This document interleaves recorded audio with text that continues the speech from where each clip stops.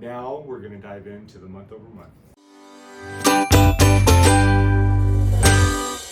Okay, so here we go with these, the month over month stats. And again, the reason we do this is because this gives us a bird's eye picture of where the market is trending versus our weekly snapshot tells you how to react day to day. So the first thing we want to look at is the number of new listings. They were up actually 14%, which we are seeing increased inventory. So up 14% over September of 2024. So that's 1277 versus 1115. Number of sales were up 5%. So buyer activity did increase, but inventory increased more, which caused a little bit of that buyer opportunity. Wait, what?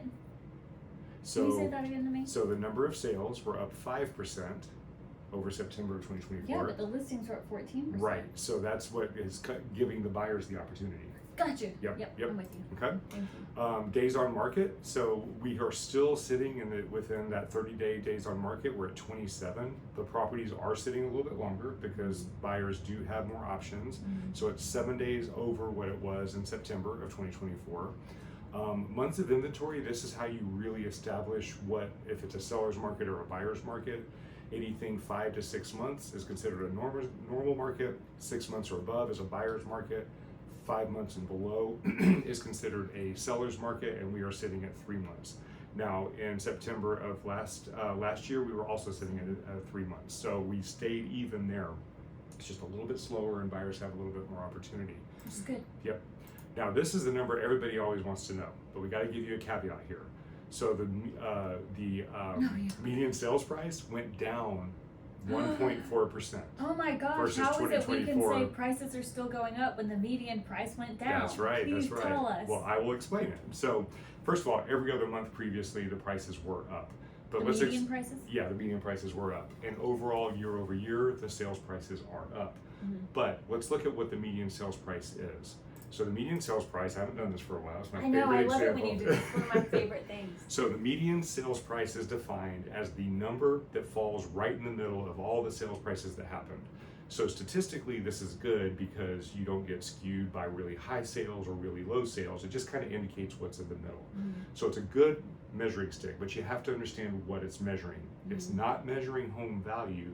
It's measuring what the price is that the property sold for. So for example, month 1, 3 million, you can see down to 1.5 million, and then 500,000 down to 220,000. The median sales price, the number that falls in the middle of month 1, is $500,000. Month 2, you got 4.25 million down to 2.5. Notice all of these numbers are higher than this numbers.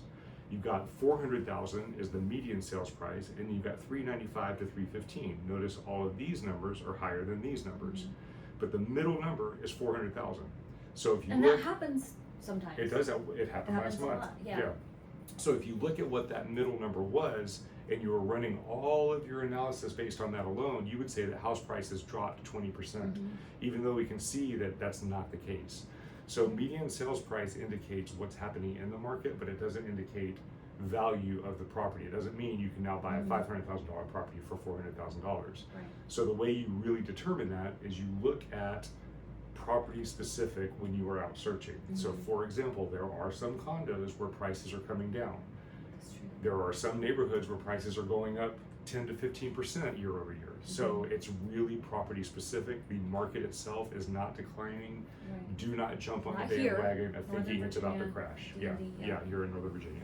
All right, so that's it. That's the month over month. So we are still trending with that 3-month absorption rate in a seller's market, but it is a calmer seller's market, so it's really good for buyers. What was the worst we got to in 2020? Do you remember? As far as like 2. like 2.